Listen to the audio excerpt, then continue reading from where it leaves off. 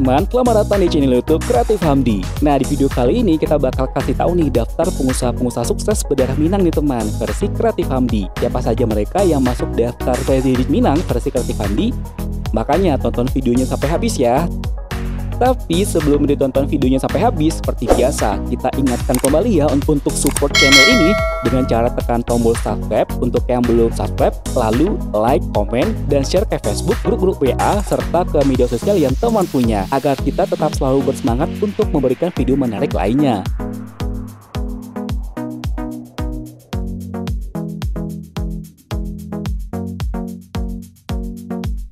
Minangkabau sudah terkenal dengan masyarakatnya yang gemar merantau dan berdagang. Bahkan konon kabarnya perantau Minang hampir ada di seluruh negara yang ada di penjuru dunia. Dan tahukah teman, tidak sedikit perantau Minang yang sukses dan berhasil dari segala bidang, baik sebagai pengusaha ataupun pejabat publik. Nah, berikut daftar 7 pengusaha sukses dari Minangkabau versi Kreatif Hamdi.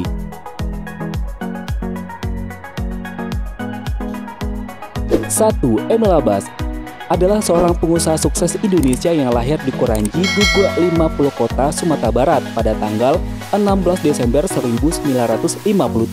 Dia merupakan pendiri sekaligus pemilik IASGO Holding yang membawahi 30 anak perusahaan.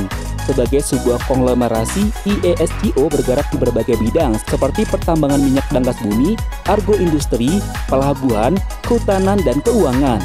Emil mulai bisnisnya di Kalimantan Timur pada tahun 1981 dengan mendirikan PT Ranji Karya Sakti. Usaha ini bergerak di bidang perminyakan berupa Petroleum Offshore Supply Base atau POSB yang menjadi pelabuhan offshore terbesar di Kalimantan Timur sampai saat ini. Nah, pada tahun 1993 dengan modal 2 miliar, ia mendirikan lembaga keuangan syariah yang bernama Asuransi Mubarakah dan Bank Syariah Ibadur Rahman.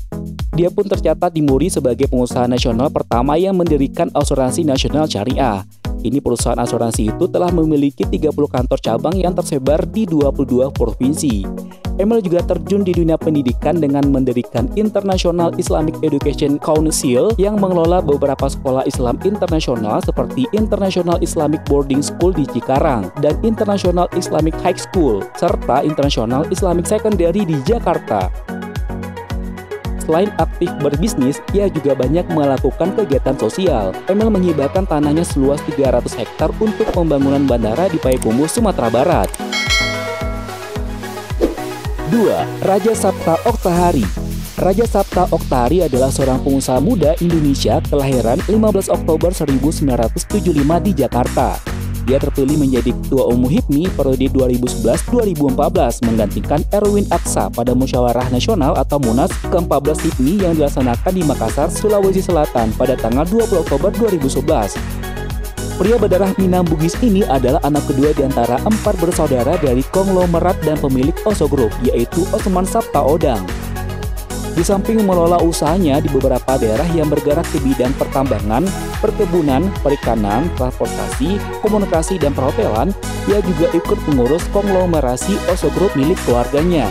Namanya juga mencuat ketika ia menjadi promotor tinju kelas dunia, sehingga ia dinobatkan sebagai promotor tinju dunia termuda oleh World Boxing Association.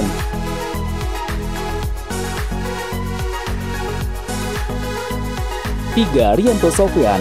Rianto Sofyan adalah seorang pengusaha dan merupakan perintis hotel syariah di Indonesia. Ia menjabat sebagai komisaris utama PT Sofyan Hotel Tbk, serta sebagai direktur utama pada beberapa perusahaan lainnya. Rianto Sofyan juga aktif di berbagai organisasi yang bersifat bisnis dan syariah. Lebih dari 38 tahun berbisnis di bidang perhotelan dan pariwisata, ia telah merancang, mengembangkan, mengelola, dan menjalankan proyek-proyek hotel dan bisnis pariwisata lainnya di Indonesia dengan membawa perusahaannya untuk go public pada tahun 1989 dengan penawaran saham perdana IPO mengalami kelebihan permintaan sebesar 300%. Sejak tahun 1992, ia telah berhasil mengembangkan sebuah konsep baru yang memperkaya industri perhotelan dan pariwisata dengan konsep halal, dengan tetap menjaga inklusivitas sehingga dapat diterima oleh semua segmen pasar. Keberhasilan ini terbukti dengan meningkatnya pendapatan dan jumlah portofolio hotel secara signifikan di perusahaannya. Atas prestasi yang telah dicapai tersebut, pada tahun 2012, ia ditunjuk sebagai mitra strategis dari Kementerian Pariwisata Republik Indonesia untuk mengembangkan pariwisata halal di Indonesia pada Maret 2016. Kementerian Pariwisata Republik Indonesia menunjuk Rianto Sofyan sebagai Ketua Tim Percepatan Pengembangan Pariwisata Halal atas jasa-jasanya yang besar atau prestasi luar biasa dalam meningkatkan pembangunan, kepeloporan, dan pengabdian di bidang kepariwisataan khususnya pengembangan industri pariwisata halal di Indonesia. Pendiri Hotel Sofyan, almarhum Sofyan Ponda yang juga merupakan ayah kandungnya, mendapatkan penghargaan tanda kehormatan Satya Lancana Kepariwisataan pada tanggal 17 Agustus 2018. Ia juga memegang posisi aktif di beberapa organisasi industri termasuk sebagai Ketua Umum Perkumpulan Pariwisata Halal Indonesia atau PPHI, Wakil Ketua Umum Perhimpunan Hotel dan Restoran Indonesia atau PHRI, Ketua 5 Masyarakat Ekonomi Syariah MES, Wakil Ketua Umum Gabungan Industri Pariwisata Indonesia atau GIPI, dan Dewan Penasihat Ikatan Saudagar Muslim Indonesia atau ISMI.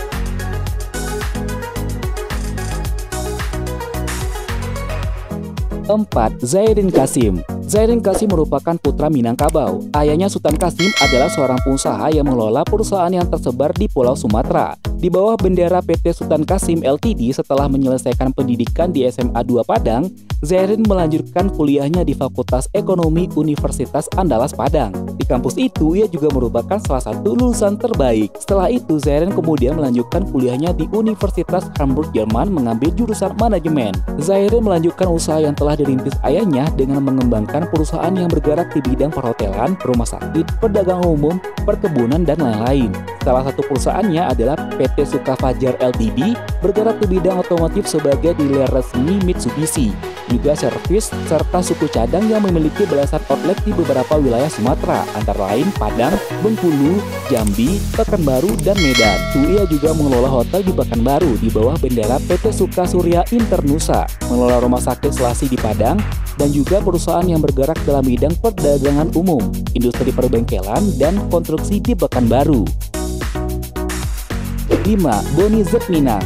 Boni Z Minang adalah seorang pengusaha Indonesia, merupakan pemilik sekaligus Presiden Direktur PT Minang Jordanindo, sebuah konglomerasi yang bergerak di berbagai bidang usaha seperti industri mesin, industri pig iron, pertambangan biji besi, perkebunan, produksi arang, perdagangan umum, transportasi, teknik, dan sektor makanan. Perusahaan ini berbasis di Jakarta.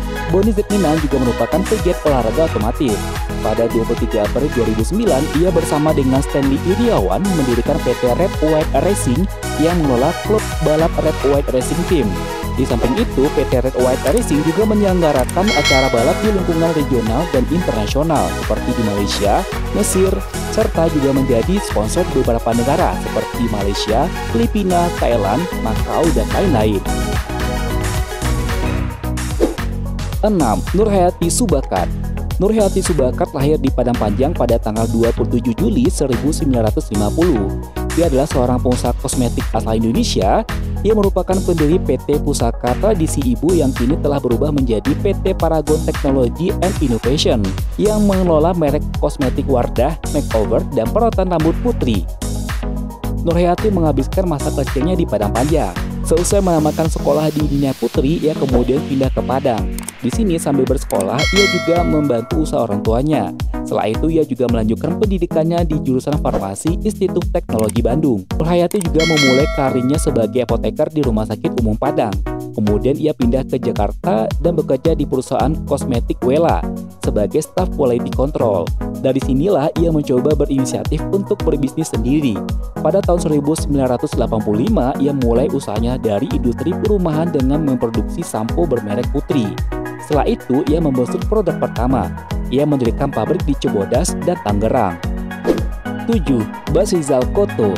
Bas Rizal Koto adalah pengusaha besar atau konglomerat Indonesia asal Sumatera Barat. Bas Rizal Koto atau yang biasa dipanggil Basko sukses berbisnis di banyak bidang, diantaranya bisnis media, percetakan, pertambangan, peternakan, perhotelan, dan properti. Basko lahir pada tanggal 11 Oktober 1959 di Kampung Ladang, Pariaman dari pasangan Ali Absyar dan Janinar. Beberapa perusahaan yang masuk daftar MCB Group miliknya adalah PT Basko Minang Plaza yang bergerak dalam bidang pusat perbelanjaan yang saat ini merubah menjadi Basko Grand Mall, PT Ceria Rio Mandiri Printing yang bergerak dalam bidang percetakan, PT Ceria Ziko Utama yang bergerak dalam bidang properti, PT Bastara Jaya Muda yang bergerak dalam bidang tambang batubara, PT Riau Agro Mandiri yang bergerak dalam penggemukan, impor, dan ekspor ternak, PT Riau Argo Mandiri Perkasa yang bergerak dalam bidang pembibitan dan pengkalingan daging, PT Indonesia Mesh Network yang bergerak dalam bidang TV kabel dan internet, dan PT Best Western Hotel saat ini berubah nama menjadi Primer Basco Hotel. Selain itu juga ia menjadi pemilik 4 media yang sirkulasinya hampir seluruh Pulau Sumatera, bahkan menjangkau Jakarta, yaitu Harian Haluan di Padang, Harian Haluan Kepri di Batam, Harian Haluan Rio di Pekanbaru, dan Radio Mandiri FM di Pekanbaru.